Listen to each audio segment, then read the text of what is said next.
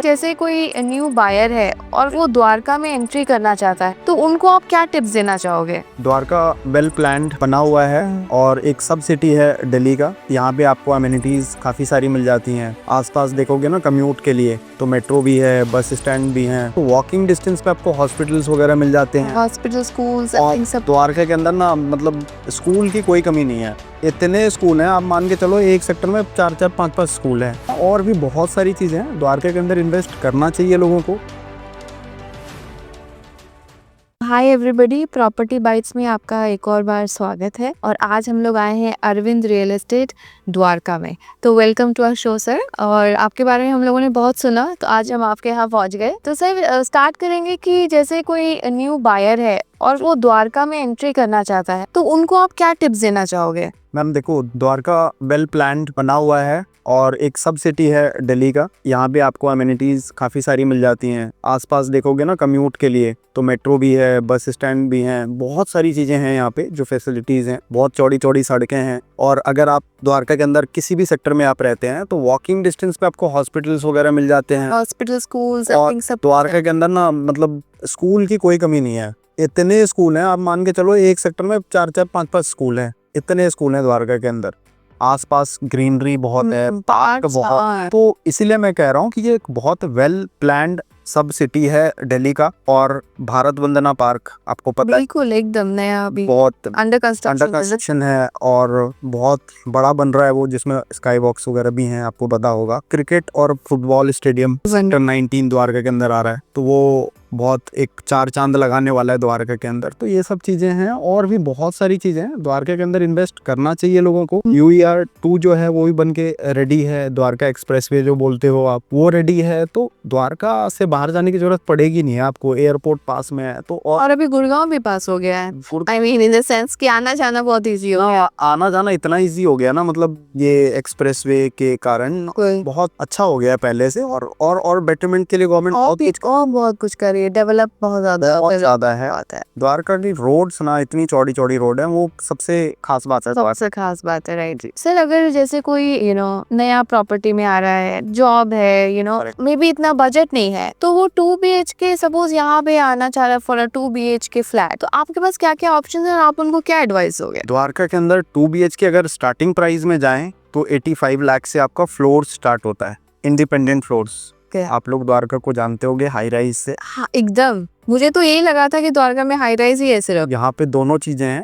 ये independent floors हैं और इनमें क्या होता है ना, पार्किंग प्लस 4 फ्लोर बनता है। ओके। और एक फ्लोर पे एक ही फ्लैट अलाउड होता है।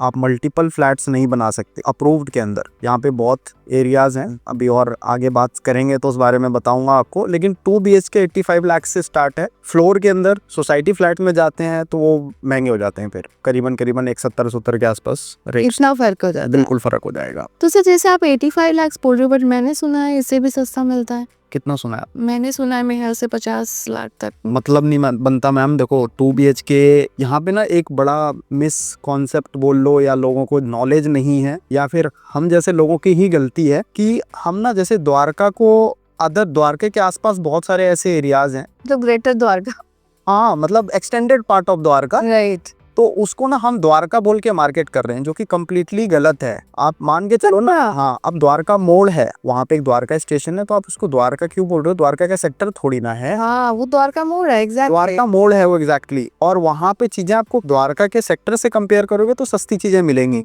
नेशनलाइज बैंक से आप लोन लो, SBI बैंक से, HDFC से आप लोन लो, मना कर देंगे कि भाई साहब मैं नहीं दूंगा उस प्रॉपर्टीज पे लोन।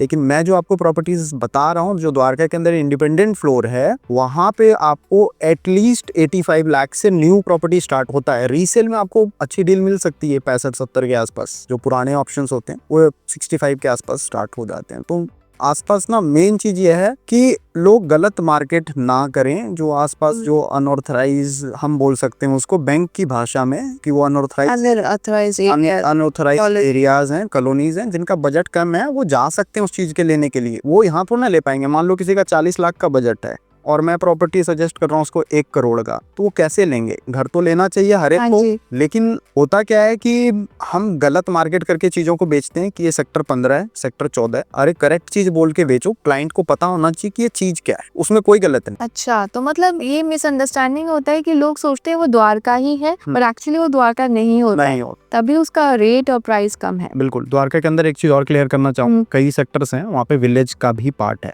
अच्छा। अभी हम बैठे हैं सेक्टर 8 के अंदर। हाँ। यहाँ पे 2 चीजें लगता है, एक पीछे लगता है राजनगर पार्ट 2 जो कि पालम कॉलोनी है, बीच में लगता है बागडोला विलेज। इनके प्रॉपर्टी के प्राइस और द्वारका सेक्टर 8 के प्राइस में बहुत डिफरेंस होगा। लाइकवाइज सेक्टर 23 में पोचनपुर है, खोचनपुर गांव बोलते हैं ना। है हाँ। बिल्कुल, बामनोली है, धुलसीरा से बहुत सारे हैं ऐसे द्वारका के अंदर, तो चीज देख के लो, सही चीज। अच्छा, मतलब सेक्टर 80 होगा, बट लोकेशन का फर्क है, आई मीन प्राइस में उसमें भी बहुत वेरिएशंस है। वही तो मैंने बोला कि एक डीडीए के प्लॉट के ऊपर बनी हुई चीज होगी जो कि इंडिपेंडेंट फ्लोर है। द्वारका में डीडीए के प्लॉट्स बहुत हैं, कुल 4800 के आसपास प्लॉट हैं, और बाकी कुछ ऐसे हैं जो विलेज है, लाल डोरा की जमीन है, बहुत सारी हैं, तो वो डिफरेंट थिंग्स। डिफरेंट थिंग्स है।